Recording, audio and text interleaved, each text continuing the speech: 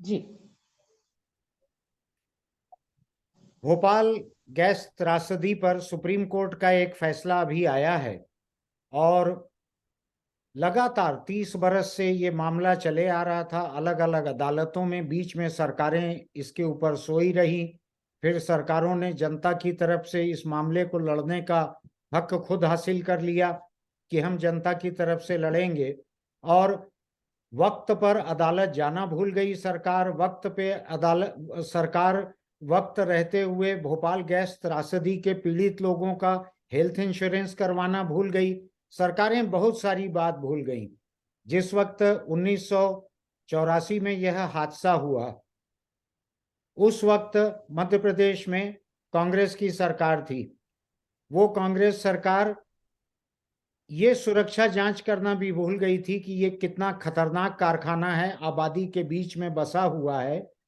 और ये हादसा हुआ जिसमें हजारों लोग मारे गए, जिसको दुनिया का सबसे बड़ा औद्योगिक हादसा करार दिया गया। ये हादसा होने के वक्त अमेरिका में रह रही, बाद में वहां उन्होंने पढ़ाई की, रचना धिंगरा। इन्होंने अमेरिका में पढ़ाई की, लेकिन 2002-3 के आसपास इन्होंने वहां अपना कामकाज छोड़ा और ये एक सामाजिक कार्यकर्ता के बतौर अपनी जिम्मेदारी निभाने के लिए भोपाल आकर गैस त्रासदी के शिकार लोगों के बीच में ये काम करने लगी। तब से ये लगातार काम कर रही हैं। आज मैं यहाँ पर उनका समय लेकर हमारे दर्शकों और पाठकों के सामने ये रखना चाहता हूँ कि भोपाल गैस त्रासदी के शिकार लोगों के साथ में जो बेइंसाफी अभी सुप्रीम कोर्ट में हुई है, उस फैसले को वो किस तरह से देखती हैं। रचना, इस फैसले से ही शुरुआत करें। इस फैसले को आप किस तरह से देखती हैं? हाल में जो सुप्रीम कोर्ट ने भोपाल गैस पीड़ितों के अतिरिक्त मुआवजे की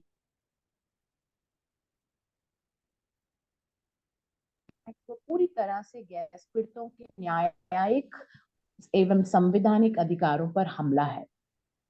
और वो इसलिए है क्योंकि इसमें तो पूरा, अगर आप 5 जजों का बेंच का रवैया देखें तो वो इस पे सबसे ज्यादा केंद्रित है कि कैसे इसमें यूनियन कार्बाइड कंपनी को मदद की जाए, कैसे उनके प्रति झुकाव उनका और हो। और इसी में पूरे ये मामला 13 साल से ज्यादा लंबित था, फाइनली सुनवाई पे आया।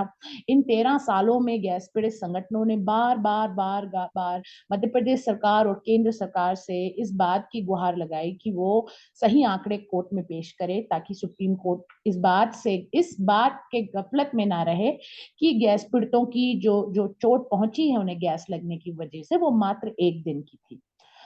खैर, इस फैसले में 4-5 बातें हैं जो बहुत बड़ी बड़ी हैं, जिसके बारे में मैं बताना चाहती हूँ। पहला, यूनियन कार्बाइड कंपनी आज भी एक फरार कंपनी है।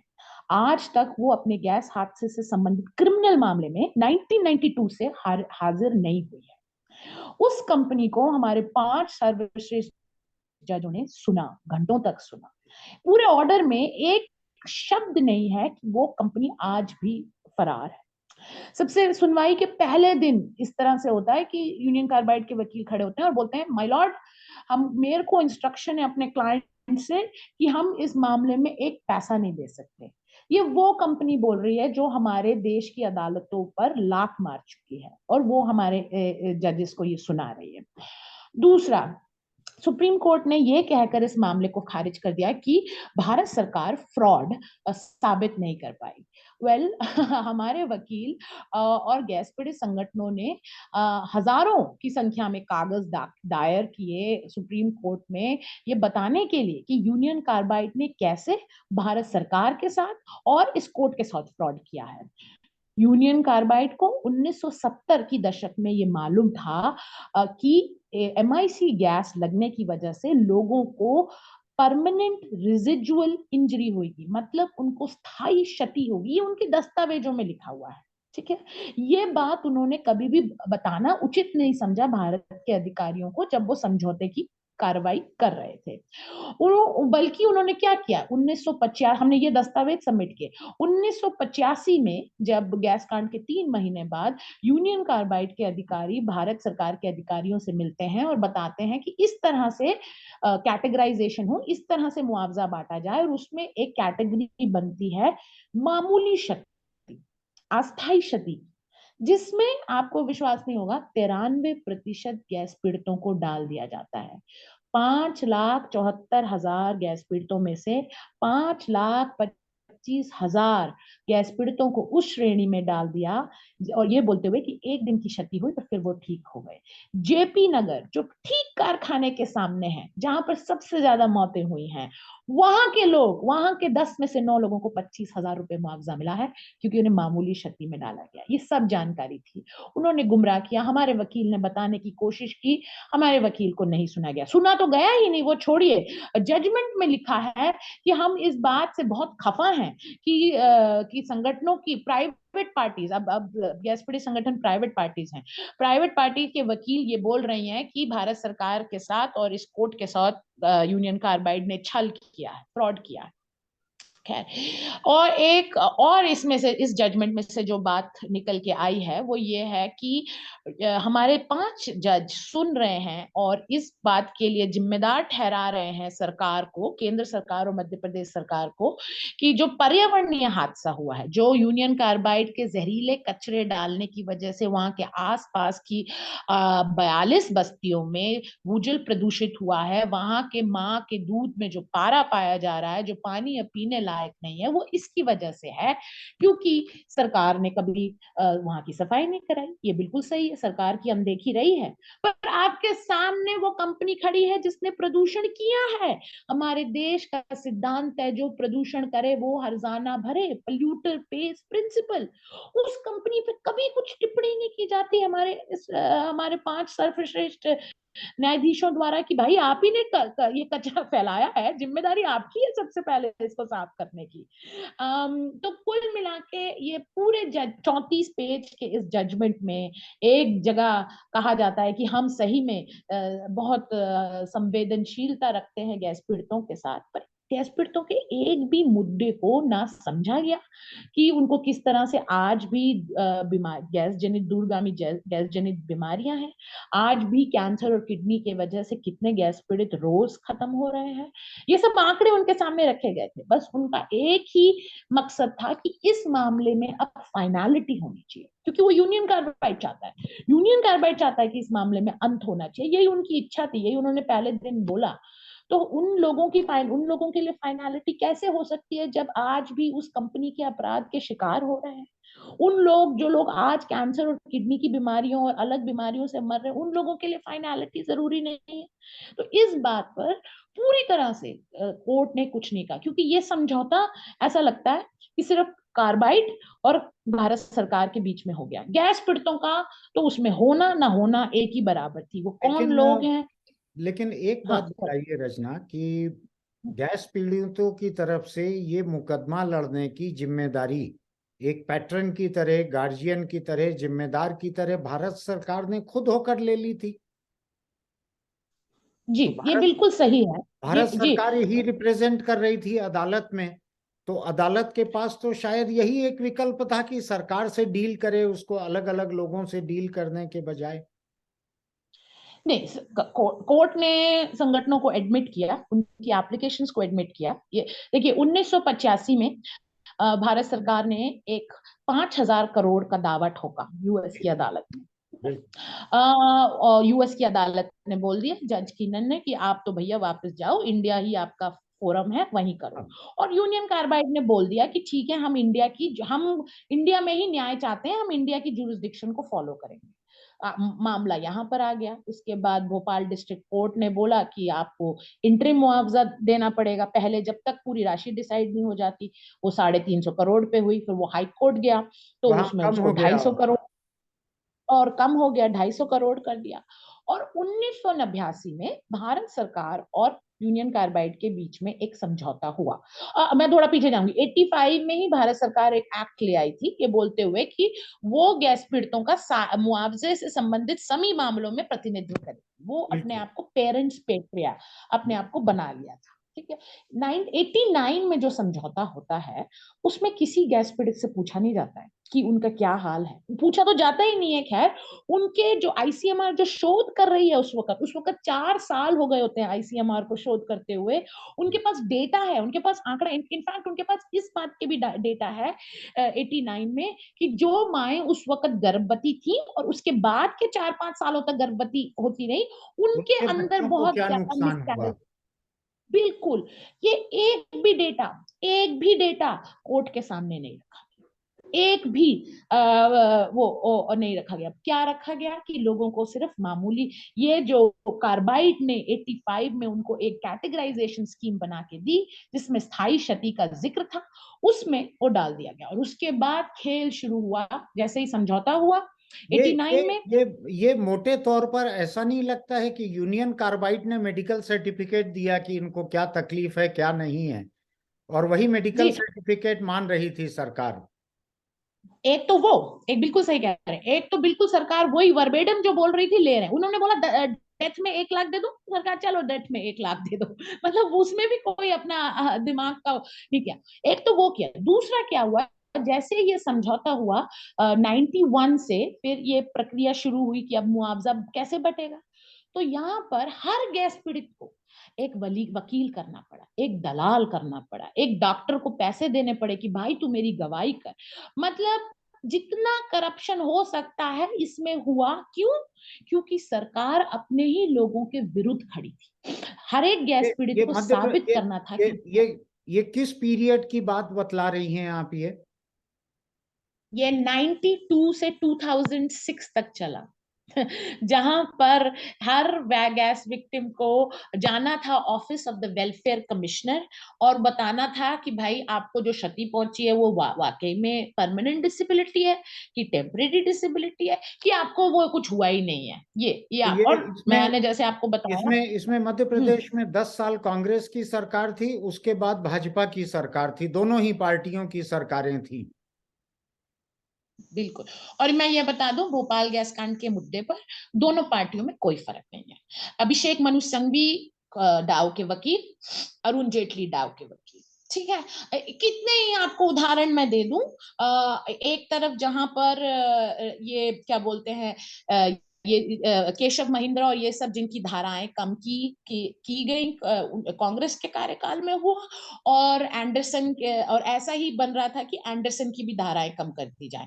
एंडरसन को ना यूपीए सरकार ला पाई ना एनडीए सरकार ला पाई। तो ये पूरी तरह से ये जो बड़ी बड़ी बातें हैं कि हम अलग हैं, इसमें ये कंपनी से प्यार जताने के मामले में शायद दोनों पार्टियां शायद एक। एंडरसन से पूंजी निवेश यहाँ लाने की बातचीत चल रही थी, इन्वेस्टमेंट लाने नहीं की बातचीत चल रही थी। नहीं, एंडरसन तो ऐसा था कि वो तो गए तो वो आए नहीं, इवन दो वो बेल बॉन्ड भर के गए 25,000 का कि वो आएंगे। क्रिमिनल केस चलता रहा। 2003 में सबसे पहली बार भारत सरकार ने एक्सट्रेडिशन रिक्वेस्ट, प्रत्यर्पण की रिक्वेस्ट भेजी अमेरिका में, पहली बार आज से कि कुछ 19 साल बाद। वो रिजेक्ट हो गई और उनसे कुछ सवाल पूछे गए और हमारी सरकार सवालों के जवाब नहीं दे पाई। कितना शर्मनाक है ये।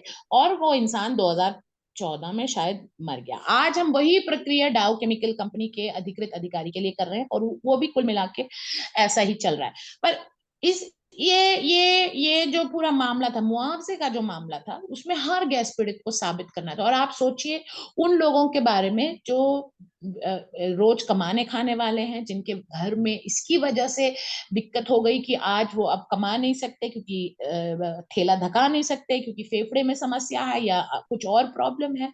फिर सोचिए इलाज के लिए पैसा बहुत समस्या थी। तो ये जो इंटरिम कॉम्पनसेशन की बात थी, लोगों को 200 रुपया हर महीने मिलता था।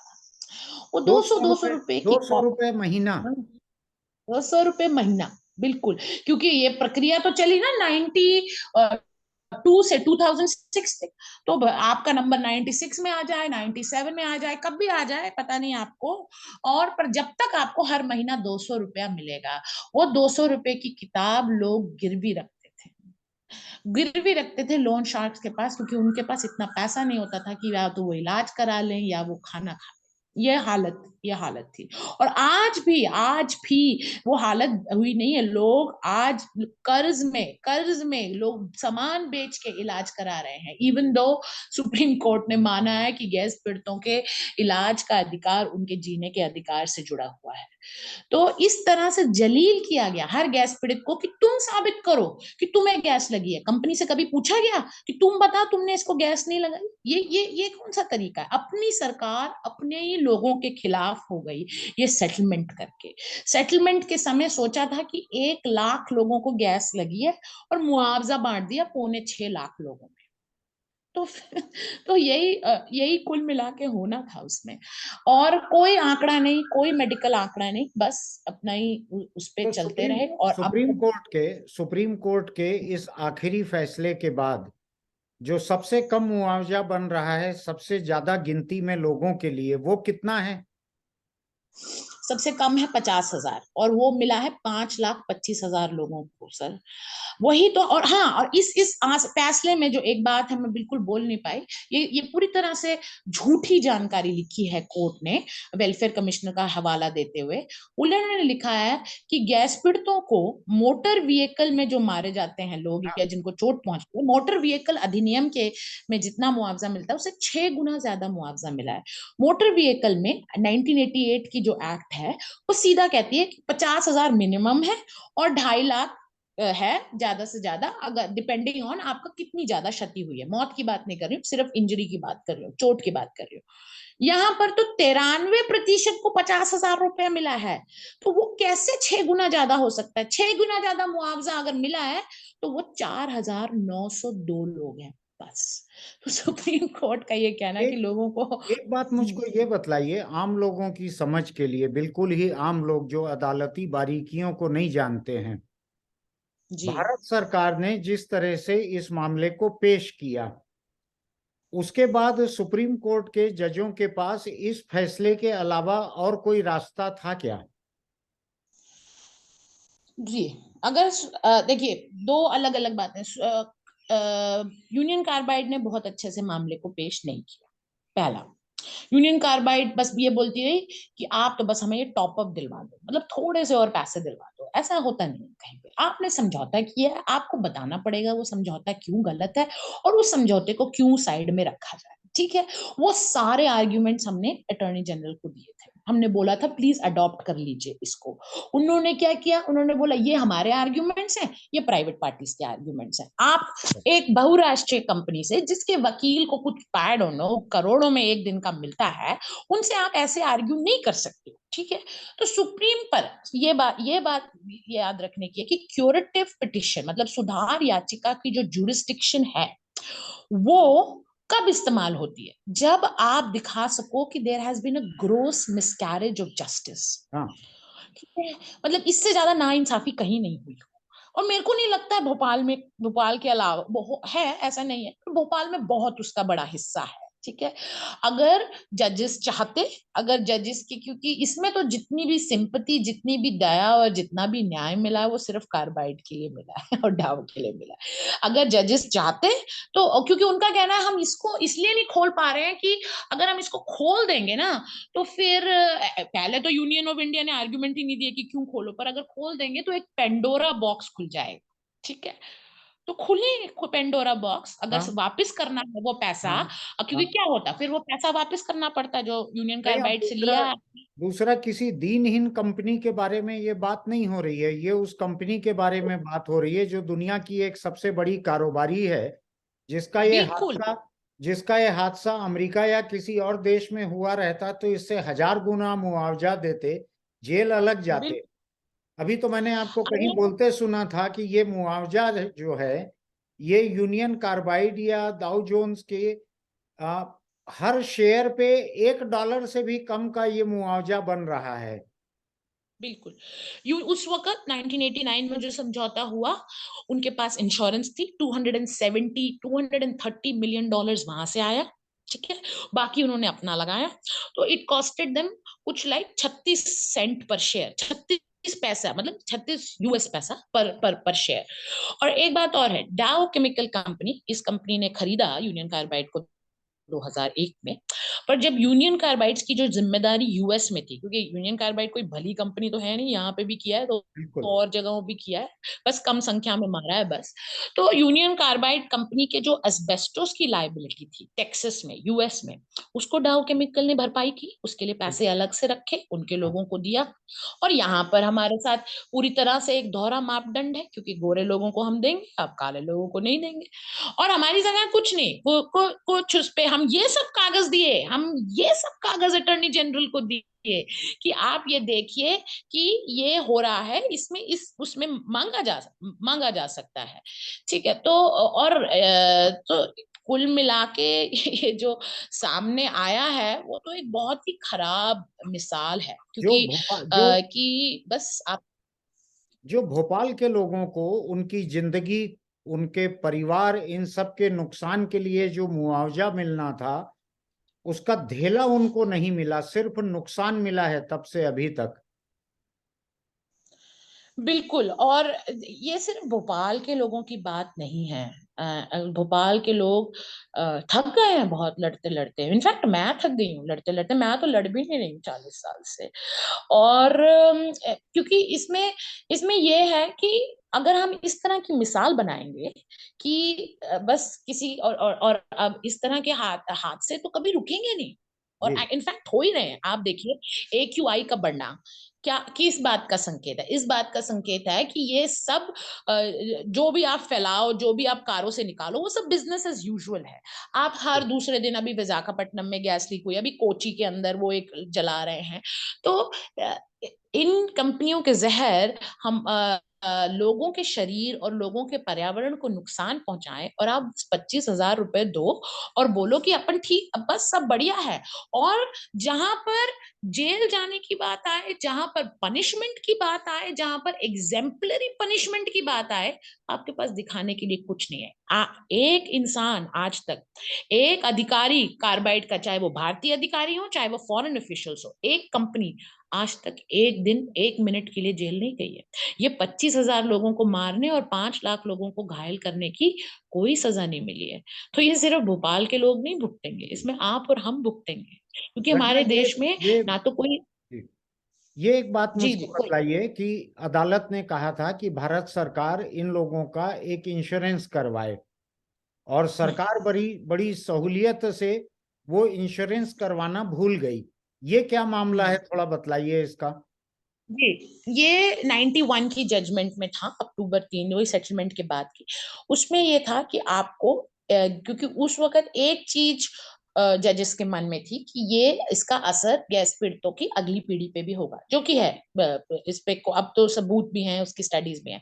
तो उन्होंने ये बोला था कि आप लोग, भारत सरकार इसी फंड में से 1 लाख गैस पीड़ित के बच्चों का इंश्योरेंस कराए, जिसमें कोई अपर लिमिट ही ना हो, और वो कम से कम 8 साल तक जारी रखे।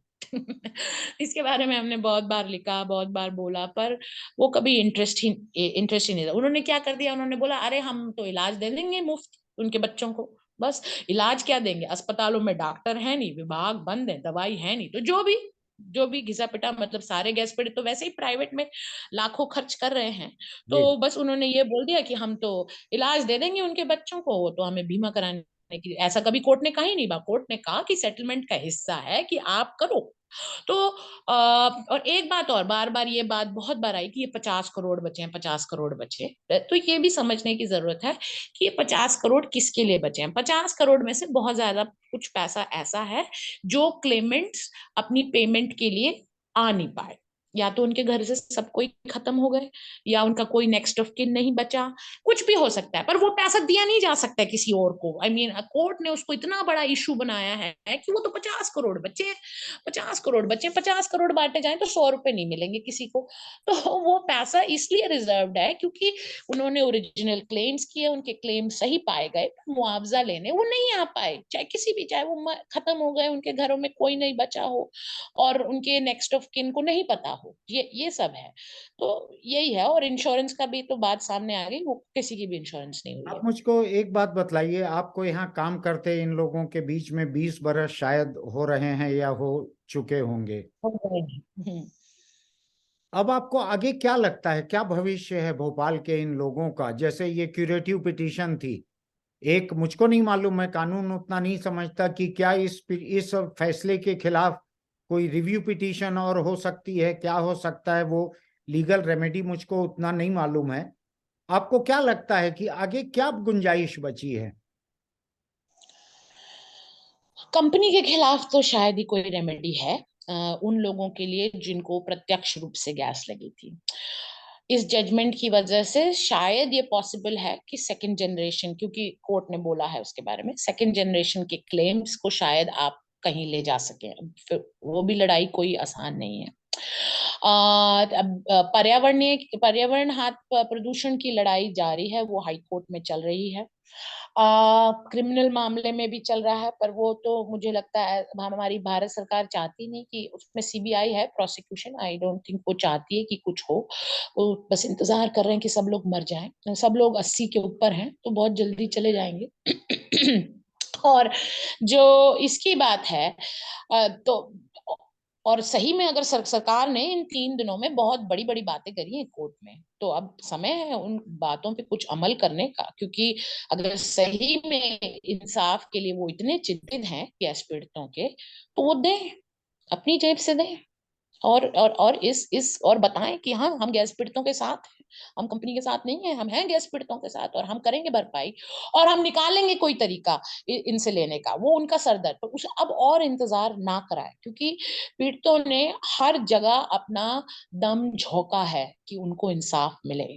और इस मामले में इंसाफ होना और लोगों को एक इज्जत की जिंदगी मिलना बहुत जरूरी है, ये ताकि हम ये मिसाल बदल सके। ये बतलाइए मुझको, किसी इंटरनेशनल क्रिमिनल कोर्ट वगैरह में कोई गुंजाइश है जो अभी बची हुई हो? इंटरनेशनल कोर्ट, क्रिमिनल कोर्ट में हमने बहुत ट्राई किया, पर वो नहीं हो सकता, क्योंकि वो मोस्टली अगेंस्ट द स्टेट्स होता है, मतलब वो देशों के खिलाफ होता है, वो कंपनियों के खिलाफ नहीं होता है। अभी इस पे चल रहा है, क्योंकि ये भोपाल जैसी समस्याएं बहुत ज्यादा देशों में है, राइट? ब्राजील में है, अफ्रीका में शेल, एक्सॉन, ये सब कर रहे हैं उन्हीं जगहों पे जहां पर इंसान की कीमत कम है। तो ये अभी चल रहा है कि जैसे यूएन के लेवल पे कोई ऐसा बॉडी हो जो जो कंपनियां अपने देश से बाहर जाकर दूसरे देशों में, खास करके डेवलपिंग कंट्रीज में इस तरह के अपराध करती हैं, उनको ले जाने, उनको कोई तरीका अभी हुआ है, निकरागुआ में एक हुआ है, पर उसमें भी बहुत मुश्किलें हैं, पर उस पे चल रहा है, पर अभी तक तो कुछ है नहीं ऐसा ऐसा नहीं, ऐसा मैकेनिज्म। आप मुझको एक बात थोड़ा सा समझाइए। आपने कहा कि इंटरनेशनल क्रिमिनल कोर्ट में देशों के खिलाफ जाया जा सकता है। क्या हम्म। आपके पास ये विकल्प है कि आप भारत सरकार के खिलाफ वहां जाएं कि यहाँ सरकार ने निग्लिजेंस किया है और आम लोग उस निग्लिजेंस के विक्टिम हैं, या सरकार जो है वो क्रिमिनल्स के साथ मिली हुई थी इन केसेस में, उनके लिए सिंपेथी थी उसकी, इसलिए इस हम्म। सरकार के खिलाफ आदेश किया जाए? क्या ये विकल्प आपके पास है? पता नहीं, हमने जब ट्राई पहले किया था तो 90s की बात है, जब ट्राई किया था तो तब तो नहीं था, मतलब तब नहीं पॉसिबल था, पर आप जो बोल रहे हैं उसमें दम है। देखा जा सकता है यानी उस वक्त कि आप ऐसा। भारत सरकार के खिलाफ वहां नहीं गई होंगी, उस वक्त आप मध्य प्रदेश सरकार के खिलाफ वहां नहीं गई होंगी, आप कंपनी के हाँ, खिलाफ गई होंगी उस समय। जी, जी, उसी वक्त, यस, उस वक्त तो हाँ, पर बिल्कुल देखा जाए, और वो ज्यादातर इस तरह के, पर हाँ, I mean war and violence उसके खिलाफ ही करते हैं इंटरनेशनल क्रिमिनल कोर्ट, मतलब ज्यादातर जंग में बड़े सक्रिय रहते हैं वो लोग। पर आपने बताया है तो हम बिल्कुल देखने में बिल्कुल कोई वो नहीं है। और यूएस कोर्ट में भी हमने बहुत साल तक ट्राई किया, उसमें हम हार गए, क्योंकि ये ऐसा मामला है कि ये बड़ा कन्वीनियंट है। तो यूसीआईएल जो कि भारतीय सब्सिडरी थी, यूनियन कार्बाइड इंडिया ने, वो कहते हमारी कोई गलती नहीं, हमको तो डिजाइन दिया यूसीसी यूएसए ने, हमने वैसे ही फॉलो किया, हो गया। यूसीसी यूएसए बोलती अरे हमारी कोई गलती नहीं, वो तो वही सब किए हैं। तो इस ब्लेम शिफ्टिंग में, इस फुटबॉल मतलब जैसे गैस पीड़ितों को फुटबॉल नहीं, तुमने नहीं किया, मैंने किया, इसने किया है, वो बराबर चल रहा है। तो इसीलिए मैं आखिर में एक से एक बात और समझना चाहता हूं। 2 मिनट बचे हैं हमारी इस रिकॉर्डिंग के। जी इस पूरे दौर में गैस हादसा होने के बाद से अभी तक मध्य प्रदेश में अलग अलग 2 पार्टियों की सरकारें रही। सेंट्रल गवर्नमेंट में अलग अलग 2 कोलिशन की, तीसरे प्राइम मिनिस्टर की, कई लोगों की सरकारें आई और गई। वहां पर किसी सरकार के दिल में कोई रहम आपको दिखती है क्या? जहां आप शामिल हुई हैं उसके पहले भी देख रही हैं इतिहास को, किसी सरकार के मन में कोई रहम रही है क्या इनके लिए? बहुत बड़े स्तर पे तो नहीं, पर मैं ये बता दूं कि इस जो भाजपा की जो सरकार जब से आई है, मतलब केंद्र में, तब से हाल बद से बदतर हुए हैं। और मैं आपसे वैसे बात नहीं करी, डाउ केमिकल जो इस देश में पहले इन्वेस्ट नहीं कर पा रही थी, क्योंकि पीड़ितों ने ये सब बताया था, कोर्ट में फाइल्स थी। अभी पिछले 6 साल में उनका मार्केट शेयर 3% से 22% हो गया है। अब हमें प्रधानमंत्री कार्यालय से सूचना के अधिकार में कोई जानकारी नहीं मिलती, और हम पहले कम से कम यूपीए सरकार में हमें वो जानकारी मिल जाती थी कि कंपनी क्या करने का सोच रही है अपने इन, क्योंकि यही चीज 2006 में एक और प्रपोजल आया था जिसमें रतन टाटा जिसको लीड कर रहे थे, क्योंकि वो यूएस इंडिया सीईओ फोरम के अध्यक्ष थे, उन्होंने बोला कि ये कंपनी इतना पैसा लगाएगी देश में, पर इनके खिलाफ जो भी केसेस हैं जल्दी से इनको बंद कर दो। कमलनाथ, चिदम्बरम सब शामिल थे, पर वो हमें दस्तावेज मिल गए सूचना के अधिकार से, तो हमने पूरा अब वो भी नहीं भांडा मिल फोड़ रहे। दिया। अब कुछ नहीं मिलता।